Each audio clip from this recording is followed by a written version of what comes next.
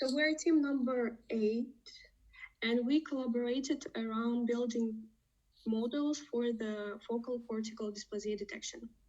FCD, or the focal cortical dysplasia, is the malformation of the cortical development in general, and it is the most common epileptogenic lesion in children, and the third one in adults with the therapeutically resistant epilepsy.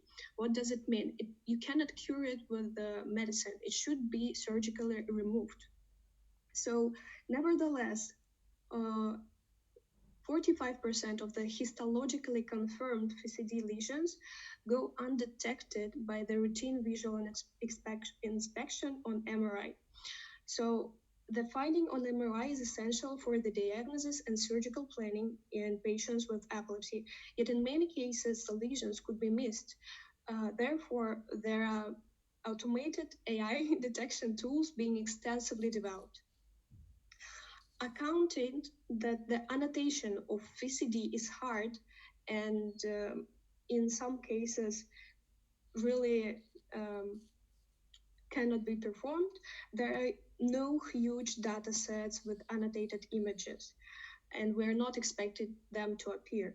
Yet there is a possibility to transfer some knowledge and inferences from the huge open source databases with no annotation, which could be found either on the healthy subjects and even for some primarily diagnosed focal epilepsy patients.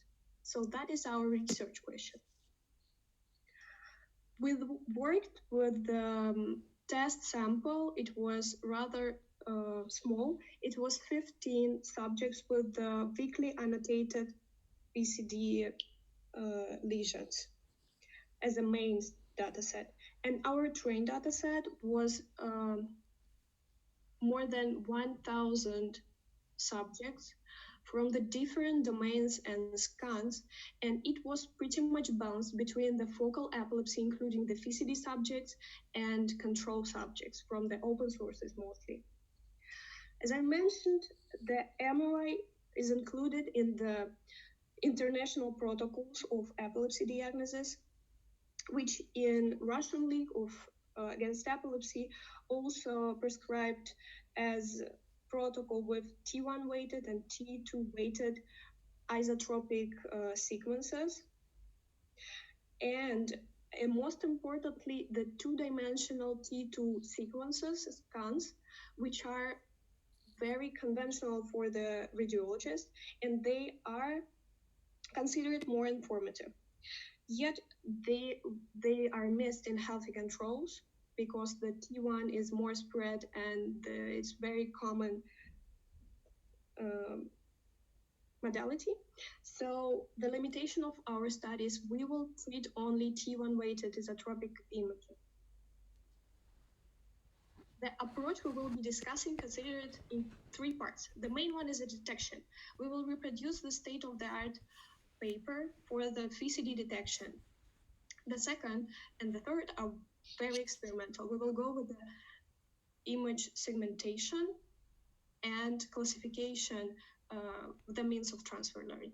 So Ruslan will tell about the detection.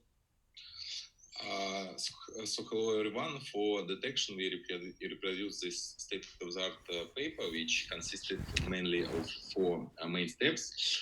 The first step is pre-processing. It's basically basic MRI pre-processing steps like bias correction, skull stripping, image registration, and normalizing intensities.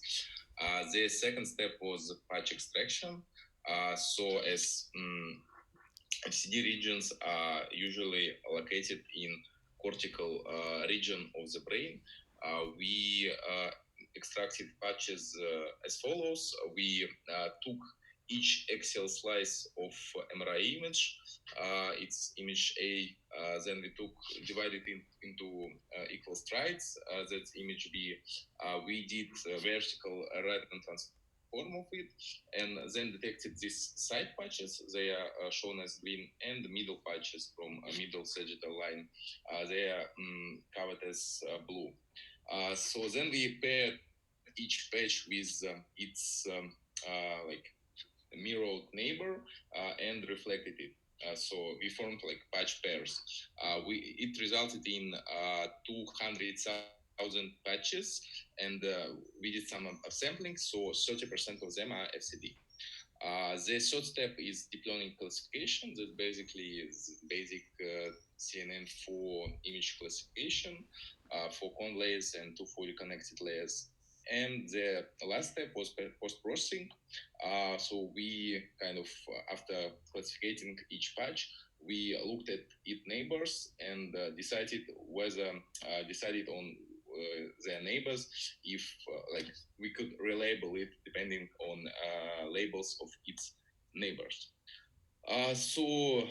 Detection results are as follows. We successfully reproduced state-of-the-art paper in terms of CNN evaluation. Our validation accuracy was even bigger than in original article. That's because we had more labeled FCD subjects. It's about overall system evaluation. In classification task, our system performs very well. Again, we succeeded in reproducing original paper results. And about segmentation, it's a little bit worse because in original articles they had strong annotation like pixel-wise annotation, and we had bounding box annotations, and it's much harder to get mean IU with this method on bounding box annotations. But as you can see on the Pirogov subject 1, our classification results are nearly ideal for this task because with patch classification you can't achieve better results. Like middle box is original ground truth FCD mask, and like side boxes are our predicted FCD mask. So Katya, continue please. Yeah, so it was our main and baseline result with the detection, and the second approach we're considering is the segmentation. We had a prior knowledge, like we have a very elegant idea. We know where VCD we expect to see VCD, and the first step we was thinking like let's train the model to find the regions of interest for the salty and gyri, and parcellated segment them, and then to train it again to differentiate the abnormally regions. So as we have only the bounding boxes, and it's not really good mask for the segmentation because it has a lot of ineffective area. We first multiply this bounding box with the parcellation of the brain, which we get in the free surfer tool, and we get something which is more closer to the target, and train the model twice. So first model, in the result on the left hand side you can see the model which was trained on the whole sample and tested on our test sample to just differentiate our regions of interest, and it was really great. We have a state-of-the-art dice on this gray matter segmentation. The second phase was to differentiate this region of interest to this bounding box area, and here is the results are really failed. And even though we can see on the results in the middle, so the gyri which was in the target was predicted in our model, but still the scores and metrics are really low. We cannot say that these results are any significant. And also we found some abnormalities while in brains while utilizing this model. So it was interesting. And that is not the all approaches. We have the third one, and Maxim will continue with the classification. So for classification approach, we want to use a big data set obtained from open source source. And for this, our baseline model use Gaussian convolution, where it allows us to detect patterns of function communication between two distant regions of brains. But as you can see later, this approach significantly reduced performance on test sample because one of the major disadvantages of MRI has been the lack of standard and interpretation of image intensities. MRI taken from the same patient on the different scanners may appear different from each other, which can significantly reduce performance on test samples. If models was trained on the one domain, and evaluated on an hour. So it's domain adaptation problem. For this, we use FADERNet style architecture. Our model consists of three 3D convolutional neural network, the encoder, classifier, and discriminator. The task of the encoder is to translate MRI into a latent representation, what is invariant to the domain on which the classifier is able to achieve high classification performance. The task of the discriminator is to predict the domain of the input MRI given its latent representation. So it's adversarial training on which encoders learn how to cheat the discriminator. And you can see losses for this on the slide. Sorry, next slide, please. Yes. So in order to evaluate whatever the encoder produce latent space that is invariant to the domain, we evaluated the accuracy of the domain classification by the discriminator. At the first iteration, we achieved an increase in accuracy due to several iterations of updating the discriminator parameters before each updating of encoder parameters. We did so in order to the encoder learn how to cheat more strong discriminator, which leads to decrease in classification accuracy of a domain at the next iteration, as you can see in figure 1. In figure 2, you can see we visualize the resulting latent space using the SND embedding. Visualization demonstrates that the encoder separates objects from different classes. For example, the right small cluster contains only no FCD patient, and left big cluster contains patient with FCD. And at the same time, it demonstrates the invariant of space to the domain. Next slide, please. Also, to evaluate the quality of obtained model, we collect the holdout set of 29 objects with FCT and 29 control objects, such that the domain to which the object from the holdout set belong were not used in the training set, and the model didn't see this domain before evaluation. And as you can see, the baseline shows quite good result on the validation set. It shows 0.78 ROCA-OOC with 0.24 standard deviation on free-fall cross-validation, but it's completely reduced its performance on object from another domain. FADERNet architecture style deals with this problem of domain adaptation and correctly classified 30 out of 15 patients with FCT on our main test set. Yep, that's pretty much it. We want to conclude with saying that it was a big pleasure to handle such good data and very large sample, and the data from the best profile centers from Moscow.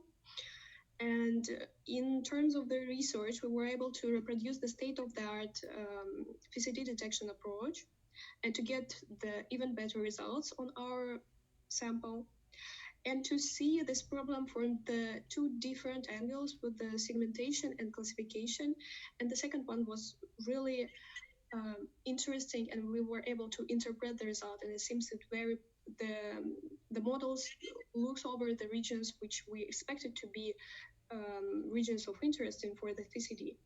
And in the combination of the first one and the classification approach, we get 14 out of 50 test subjects identified with the model. So we end up with the working tool of interpretable FCD diagnosis.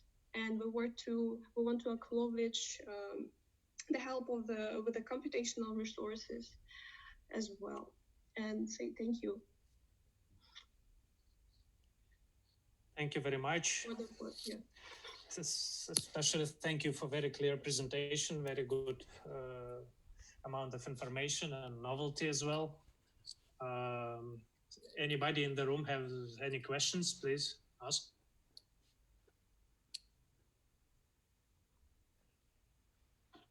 Thank you for your presentation. I have one question about statistical significance, because you don't show intervals and so on. What you can say about it?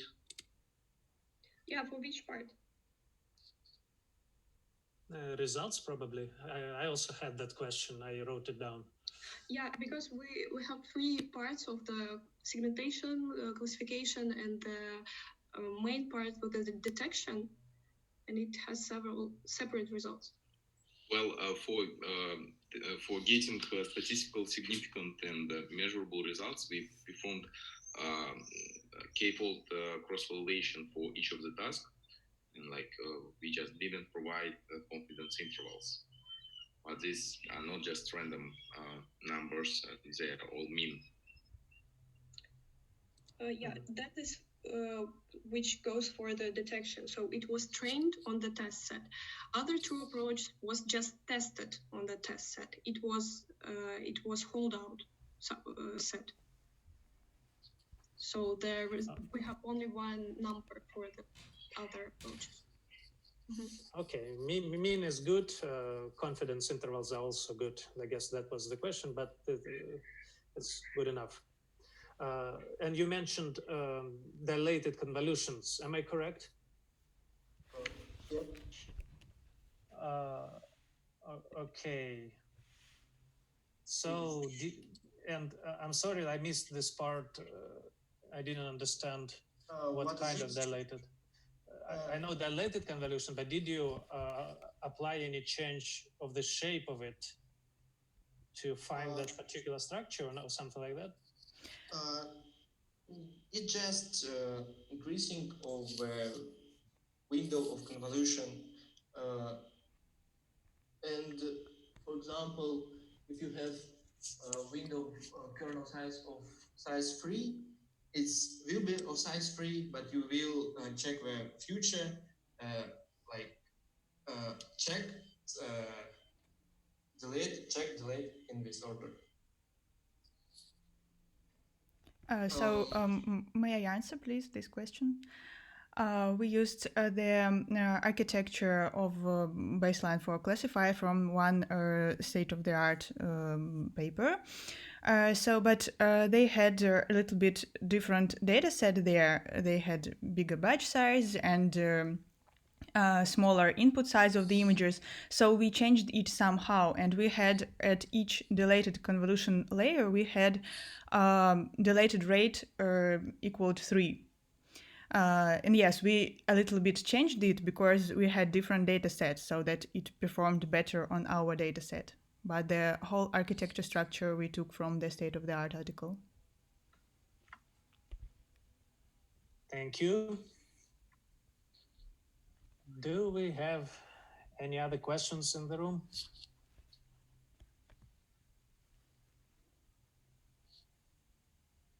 All right, so we have 2 more teams today, so we should proceed to the next presentation then.